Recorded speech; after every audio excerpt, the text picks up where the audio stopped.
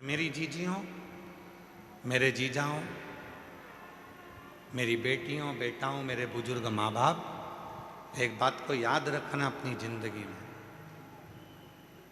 कितनी भी उलझन जिंदगी में आ जाए और कितनी भी दौलत जिंदगी में मिल जाए, आप शंकर भगवान के मंदिर जाना मत छोड़ना। वो तुम्हारी उलझन मिटाना नहीं छोड़ेगा। वो तुम्हें सुख भी देगा, आनंद भी देगा, खुशियाँ भी देगा, सारा वैभव भी देगा, सब कुछ प्रदान करेगा और तुम्हारे जीवन की सारे दुखों को, सारी तकलीफों को, सारे कष्टों को मिटा भी देगा।